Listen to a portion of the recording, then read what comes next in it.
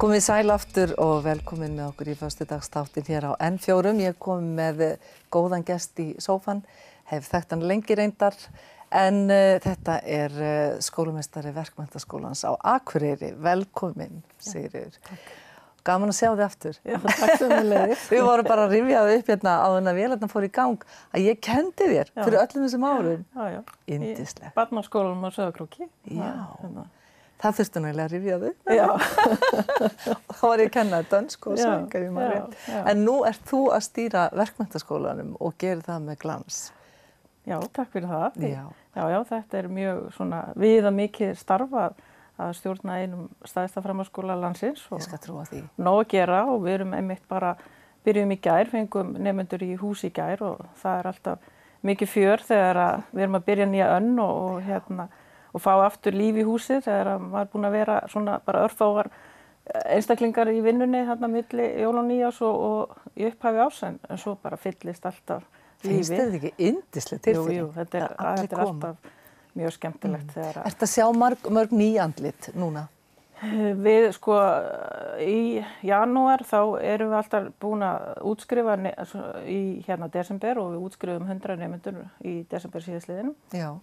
Og vorum meðal annars að útskrifa fyrsta skiptið stúdent af nýrri námskrá, sem sagt hörkunemandi sem að kláraði 3 ára stúdentsprófsbrautina á 2,5 ári. Er það hægt? Það er alveg hægt með ef maður setur sér markmið strax í upphafi og er ákveðin hvað maður vill gera og eins og í þessu tilfelli var þetta nemandi sem var alveg ákveðin í upphafi að fara þessa leið og nýtti sér fjarnámið við skólan til þess að geta gert þetta á þessum tíma. Já. Þannig að þetta er alveg hægt. Þetta er hægt. Já. Og þá viðkomandi til þess að veita hvað, þetta hann eða hún, hvað hann ætlar að gera? Ætlar hann að taka sér frí núna og draga andan heldur? Ég held að hann ætli sér að byrja næsta haust. Það var viðtal við hann heimasíðu skólans.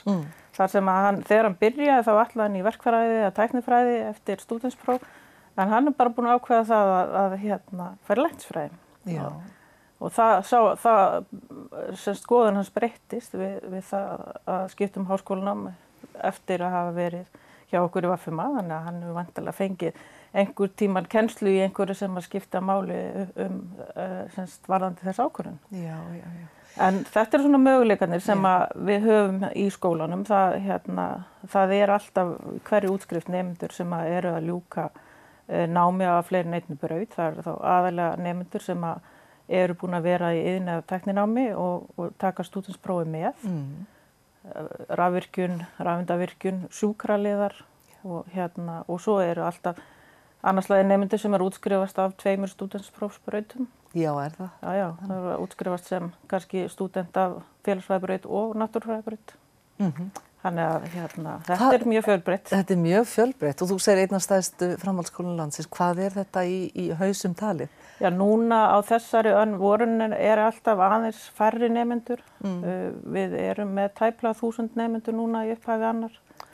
Og það var rúmlega 1000 á haustan. Það er nemendafækkun í framhaldsskólum, bara af því að það er ekki nógu stór árgangar. Fyrst og fremst. Og svo líka það gott atvinnuástand þannig að margir sem freistast. Já, margir freistast og ætla að geyma að fara í skóla og er á vinnumarkaðnum eða bara það er nóg að gera. En þetta fjarnám kannski þá leið fyrir þessa krakka að gera 21, að bæða vinna og vera í fjarnámi. Gengur það ekki? Jú, ef maður hefur agan. Fjarnám ekki þannig að þú getur bara slakað á og bara litið í tölvunni í hálftíma í viku, sko. Þetta er meira en það. Og maður þarf að hafa aga og það er ekkert allir sem átta sig á því þeir eru í fjarnámi að þú þarft að mæta í tölvuna reglulega og sinna þeim verkefnum sem hefur verið að leggja fyrir.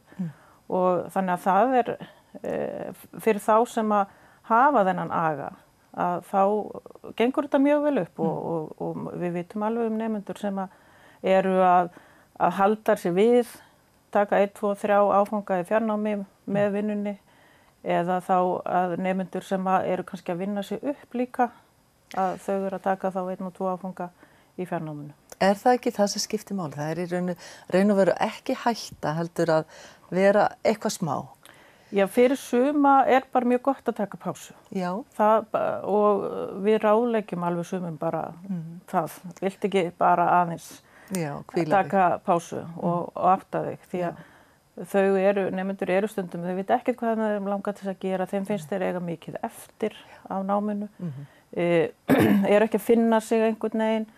Að þá bara betra að taka sér smá pásu og svo eru þau kannski komin bara ef þau hætta í desember, þau eru bara komin í lok janúar og ég ákveðin, ég ætla að koma aftur næsta haust, sko, þetta var ekki eins æðislegt og ég hélt að þetta væri. Því að það náttúrulega margt í skólanum sem þú hefur ekki á vinnustöðunum. Það eru jafnaldrarnir, félagslíf, það verið að hitta náttúrulega fjölbreytta hóp einstaklinga, sumir á sama sviðið og þú, aðrir ekki, þannig að þetta mjög fjölbreyttur hópur, nemendahópurinn hjá okkur. Maður læri náttúrulega svakalega mikið á þessum mótunarárum. Alveg, helling. Og þarf að vera innan jafnaldra. Já. En talandi ráðgjöf og svona, hvernig þau mál? Meiri eftirspurn eftir til dæmis sálfræði, ráðgjöf og félagsráðgjöf kannski inn í skólanum? Sko við, fyrir nokkrum árum síðan þá vorum við nú svo heppin að þá fengum við styrk í 2 ár minnum allavega til þess að ráða sálfræðing og við vorum svona frumkvöðlar í sálfræðiþjónustu inn í framhaldsskólunum og vorum einstaklega heppin með sálfræðing sem kom til okkur og náði mjög vel til nemenda og starfsmanna, Hjalti Jónsson sálfræðingur. Síðan hætti styrkurinn að vera til og svo bara ákvað Hjalti sjálfur að fara aðra leiðir og fjárhagsstaða skólans leyfði það ekki að við myndum fara aftur að stað að auglýsa eftir sálfræðing en við fengum svo styrk á þessu skólaári og það bara núna að byrja hjá okkur sálfræðingur. Erum í samvinnu við sálfræðiþjónustu Norðurlands og höfum náttúrulega aðgang þar af mjög flottum fagaðilum og það verður einn sálfræðingur sem verður til staðar fyrir nemendur 3 í viku. Og það bjartar yfir þeim málum. Já, og það alveg þörf á því og mikil þörf. Og ein helsta ástæða þess að nemendur hætta í skólanum einmitt andleg vanlíðan, það kvíði, fólk að díla við áföll, jafnvel neyslu, sem að það þarf stuðning til þess að komast í gegnum og við sjáum reyndar sálfræðingur í framhaldsskóla, hann kannski ekki beint einhver aðili sem með í einhverju massífu meðferð, heldur kannski meira til þess að grípa inn í áður en að vandamáli verður of stórt. Því að ef við færum að vera með sálfræðing í massífu meðferð, þá væri þetta bara svona 10 nemendur sem fengju þjónustu. Já, og þetta aðalega bara til að skanna. Já, skanna, koma þeim áfram í einhverja leiðir til að aðstöða og fyrir suma alveg nóg að hitta einhvern sem hlustar og ráðleggur í 1-2 skipti og þá líður mann bara betur. Já. Og það náttúrulega bara ýmislegt sem að nemendur að gangi í gegnum á þessum árum að þau þurfa leiðbeiningu og þurfa stuðning en svo verður bara allt í lagi í lífinu eftir það. Já. Þetta þekkjum við sem búin að fara í gegnum þetta skeið.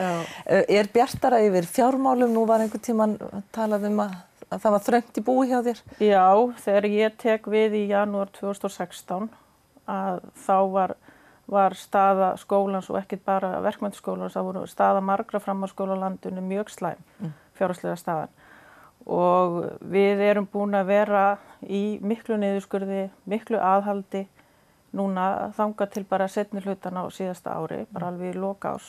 Fórum við að sjá að það var eitthvað að rofa til og allavega sú áætlun sem fyrir þetta ár, hún lítur þokkalega út og en auðvitað ræðist þetta alltaf bæði af því hvernig náttúrulega launakostnaður og kostnaður gagnvart húsnæði, þetta stæðst í liðirnir og en það orðið komið þörf á ýmislegt annað en að bara laga húsið og